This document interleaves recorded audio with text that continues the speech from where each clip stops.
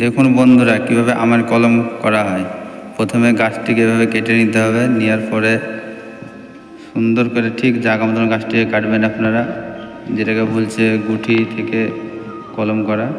তো ডোয়াটা সুন্দরভাবে ছিনে নিতে হবে। সুন্দর ডোয়াটা ছিলা হলে পরে কোন যেন উচেলা না, সুন্দরভাবে ছিলার পরে গাছটিকে কাটা গাছটিকে চামড়াটা তুলে নেবেন। সুন্দর করে তুলে নেওয়ার পরে সেট করে দেবেন। সে ক্যারি দিয়ে সুন্দর করে জ্বলিয়ে দেবেন, কোনো হাওয়া বা কি পানি টানি কিছু যেন না ঢুকে। পানি বা হাওয়া ঢুকলে গাছটি হবে না, মরে যাবে। দেখুন এদিকে আজ 1 সপ্তাহ আগে বাঁধা হয়েছে, কত সুন্দর ফুটেছে, খুব সুন্দর ফুটেছে। তারা সেদিন এদিকটা আবার বাঁধছি 1 সপ্তাহ পর।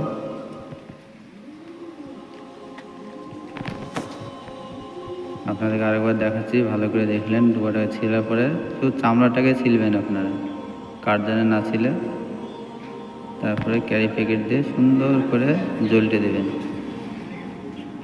দেখুন কিভাবে জলটাছে, সেভাবে জলটাবেন। সুন্দর করে জলটি দেবেন, ব্যাস হয়ে গেল। এদিকে দেখেন, এদিকটা গুটি হয়ে আছে এখনো।